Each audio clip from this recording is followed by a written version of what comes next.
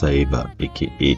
Nujabes, a.k.a. le J Dilla, ou le Madlib japonais.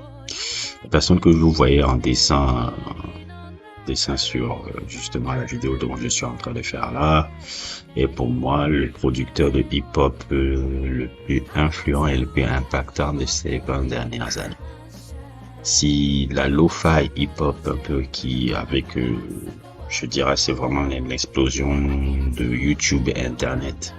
Je crois que vous connaissez un peu ce genre de vidéo, chill music, que vous rencontrez quand vous êtes en cas de travail, que vous voulez mettre en background.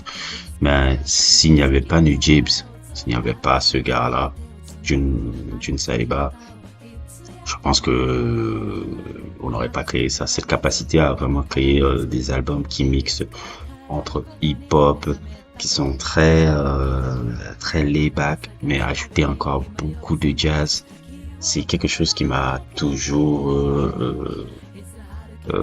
fasciné par la musique de ce mec-là. J'ai un ami avec qui, musicien même, je me rappelle, quand je venais chez lui, je crois que c'est l'album qu'on suivait le plus chez lui, tout le temps même qu'on était en train de, à l'époque où je jouais encore aux jeux vidéo là, il aimait beaucoup mettre toujours en fond son album génial là, qui s'appelle Modal Soul. Je crois que c'est son deuxième, avant qu'il ne meure. Les productions layback, les productions jazz, les productions trucs. C'est vraiment quelqu'un qui a réussi à combiner vraiment deux genres musicaux. Bon, le jazz et le hip-hop, ça a toujours été là. Hein. Quand tu regardes même parce que tu peux comprendre il est très inspiré par les albums de Pete Rock, que ce soit les trucs que Pete Rock faisait avec C.S. Smooth ou bien le groupe de Pete, comment s'appelle encore ce groupe-là, qui a un album culte là, c'est INL, Center of Attention. Oui, je pense. Je sens qu'il est influencé par tout ce qui est Pete Rock, C.S. Smooth, New York des années, fin des années 80-90 en termes de production, les productions sont très jazzy à cette époque-là. Et il a vraiment créé quelque chose encore de plus laid-back, plus épuré, qui permet créer cette ambiance un peu chill et tout qu'on peut mettre dans toute ambiance, même en soirée. Tu peux mettre ça. C'est vraiment l'un des producteurs les plus importants de hip-hop de ces 20 dernières années.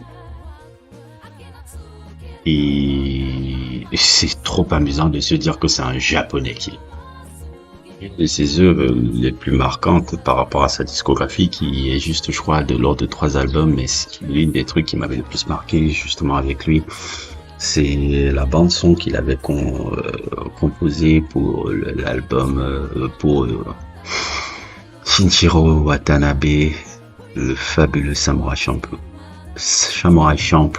Est pas seulement magnifique pour l'animation de Shinichiro Watanabe, elle est iconique par la musique incroyable de Nujabes. C'est-à-dire que c'est une manière de combiner ambiance Shambara et hip-hop. C'est magnifique. Oui, Afro Samurai l'a fait après avec Reza et l'œuvre d'Afro Samurai après, mais là, celui qui a commencé, c'est Watanabe et Nujabes avec cette ambiance Shambara hip-hop qui est incroyable. De la série est déjà incroyable, mais Nujabes, c'est la bande son qui m'avait beaucoup plus marqué et je dois avouer qui m'a influencé pour faire justement aussi la bande son du manga dans lequel j'ai travaillé qui s'appelle Odyssey Rouge, dont je vais vous mettre le lien. Je vais vous mettre le lien dans votre film. Ça m'a beaucoup inspiré pour ça.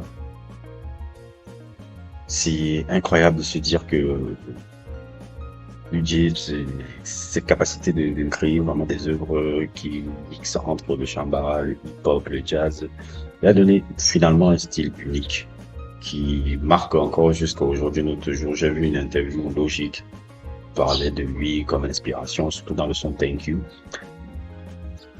Il y a plein de choses que je pourrais raconter sur Nujabes, mais je vous laisse le temps de découvrir un peu cet artiste qui est incroyable, qui a une très petite discographie très courte, très courte. Il n'a que 3 albums parce que bon, il est mort d'accident d'avion. Et très beau de voir que son impact grandit de jour en jour. Je vois comment son nom commence à être dans tous les magazines. Tu vois l'influence de New Jay, l'influence, il y a énormément d'articles qui parlent de ça. Donc c'est une belle découverte pour ceux qui ne le connaissent pas. Si vous voulez connaître quelque chose qui est hip-hop, chill, lo-fi, que vous pouvez même utiliser quand vous êtes en train dans votre bureau de travail ou que vous êtes en soirée avec des amis, je vous conseille bien d'écouter les albums de DJ, notamment Modal Soul. N'hésitez pas à liker, à vous abonner et à plus pour d'autres informations.